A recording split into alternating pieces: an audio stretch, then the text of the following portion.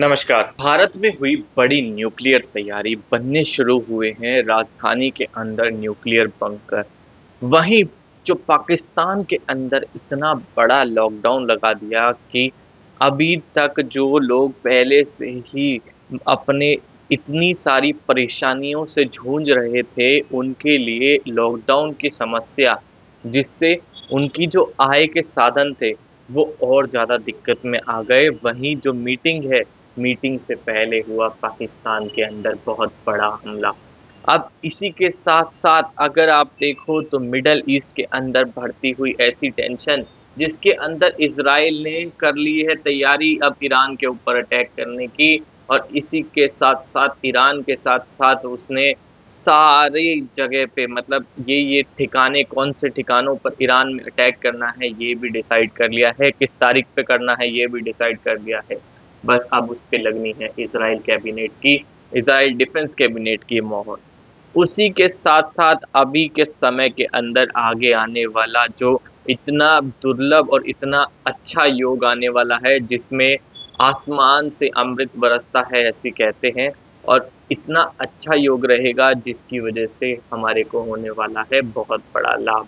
उसी के साथ-साथ धनतेरस पर बन रहा इतना अच्छा योग, तो उसके लिए बिल्कुल वीडियो को अंत तक ज़रूर देखें, क्योंकि आज वीडियो के अंदर मैं आप लोगों को बहुत सारी ऐसी चीज़ें बताने वाला हूँ। तो दोस्तों वीडियो को एक एक पार्ट पूरा देखें, स्किप ना करें। तो मैं भरत शर्मा स्वागत करता हूँ आप लोगों का आपके अपने चैनल इन्फोबस क्रिएशंस पे। चैनल को आपने अभी तक सब्सक्राइब नहीं किया है तो जल्दी से सब्सक्राइब का बटन दबा दें और बेल आइकन को ऑल पे कर लें, ताकि जब भी कोई न्यू वीडियो आए तो उसकी नोटिफिकेशन आप लोगों को मिल जाए। तो दोस्तों पाकिस्तान के अंदर हुआ है बड़ा हमला। पाकिस्तान के एक साथ आप लोगों को कई सारे लोग, लाखों लोग अब वो सड़कों पे उतर आए हैं। क्यों? क्योंकि पाकिस्तान ने लगा दिया एससीओ मीटिंग से पहले लॉकडाउन, और उसी के साथ-साथ जितने लोग थे जो भड़क रहे थे, वो अब सड़कों पे आके हमला करने लग गए हैं। पाकिस्तान की सरकार जो अपना ये इतना सिक्योरिटी के अंदर ब्रीच हो रहा है उसकी सरकार के अंदर, और इस समय के अंदर जब चाइना और इंडिया से जो हमारे लीडर्स हैं वो जा रहे हैं, जो जयशंकर हैं वो हमारे लीडर, वो पाकिस्तान के अंदर जा रहे हैं, और उससे पहले पाकिस्तान की स्थिति बिगड़ रही है। अब इसी स्थिति के साथ बिगड़ने के साथ-साथ पाकिस्तान को ये डर और है कि कहीं मीटिंग के ऊपर ऐसा कोई बड़ा हमला ना हो जाए, क्योंकि आप लोगों को पता ही है कि बलोच के अंदर पहले से ही पाकिस्तानी आर्मी और तालिबान की आर्मी भिड़ी हुई है, और इसकी वजह से आए दिन वहाँ पर बड़े संकट आ रहे हैं।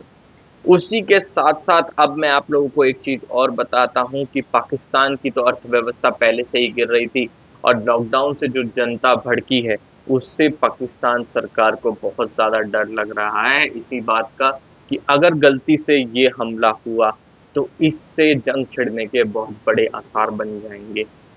अब एक चीज़ और भी है कि एक तरफ ऐसी स्थिति बनी है और दूसरी तरफ मिडल ईस्ट के अंदर होती हुई जंग, जो पहले से ही चल रही थी, जो इज़राइल अभी तक वेट किया जा रहा था कि इज़राइल ईरान के ऊपर कब अटैक करेगा। अब इज़राइल ने सब कुछ तय कर लिया है, कहाँ अटैक करना है, किस तारीख को अटैक करना है, और उसी के साथ-साथ उसने ये इन्फॉर्मेशन यूएन को भी दे दी है, और ये जानते हुए कि यूएन को सब कुछ पता होगा, इज़राइल अभी भी ये श्योर नहीं है कि उसके वो जो ठिकाने हैं ईरान के अंदर, जो अटैक करने वाले ठिकाने हैं, वो बिल्कुल वहीं होंगे या फिर कोई और ठिकानों में बदलाव हो सकता है। अब इस वजह से जो पूरा जो हर जगह हर देश इस चिंता में है कि अगर गलती से भी ये वॉर भड़का, तो इसकी वजह से बहुत बड़ा विश्व युद्ध छिड़ने की आशंका है। वहीं यूएस ने अपना इज़राइल का जो बेस बना रखा था, उसके अंदर भी जो यूएस आर्मी के जो लोग थे, आर्मी के जो सोल्जर हैं, उनको बढ़ा दिया है, जो इज़राइल की आए दिन मदद कर रहे हैं, और उसी के साथ-साथ यूएस ने इज़राइल को डिफेंसिव सिस्टम देने का और मतलब प्रण ले लिया है ये, क्योंकि उसको पता है कि अगर इज़राइल ने ये अटैक किया तो उसके बाद में एक बहुत बड़ी आशंका है कि ईरान का रिटेलिएशन अटैक और इज़राइल के अटैक, ये एक बहुत बड़े जंग को न्योता दे देंगे, और इसी के साथ-साथ बड़े-बड़े देश इस जंग के अंदर कूद जाएँगे। अब एक चीज़ ये बहुत बड़ी समस्या हमारे लोगों के सामने आती हुई जा रही है। वहीं एक बात और दिखती जा रही है, जो नॉर्थ कोरिया और साउथ कोरिया की जो टेंशन थी वो अब बहुत ज़्यादा बढ़ने लगी है।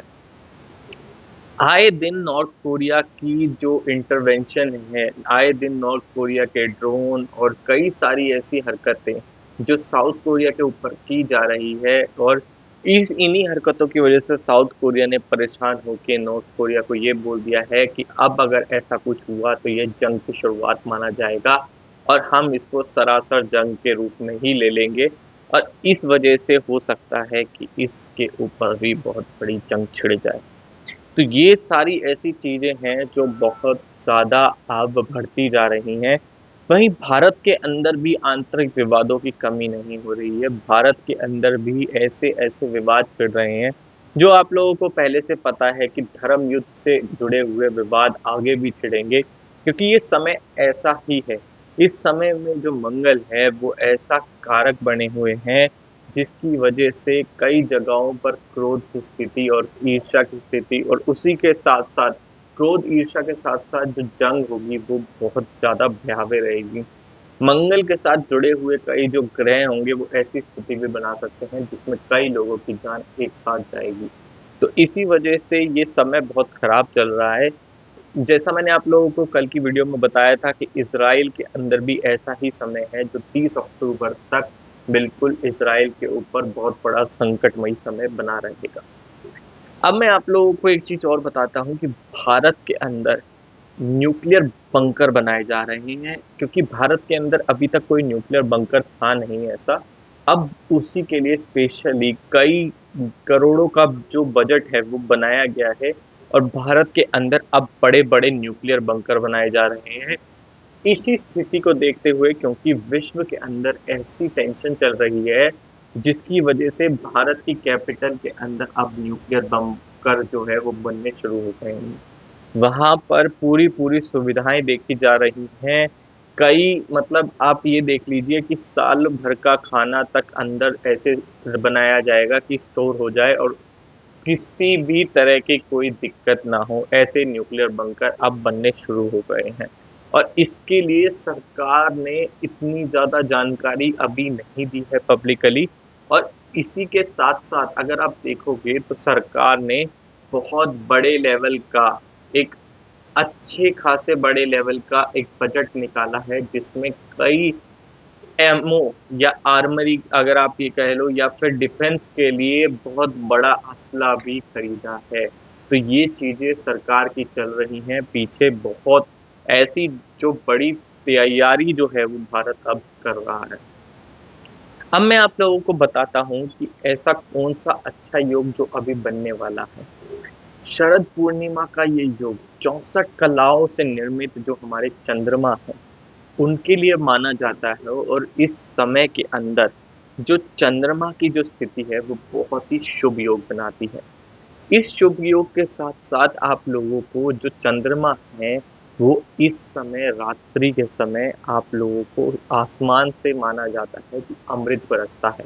इस समय में आप लोग खीर बनाकर बिल्कुल आसमान के नीचे ज़रूर रखें रात्रि को, और सुबह लें, और वो माना जाता है कि वो खीर सुबह अमृत का काम करती है।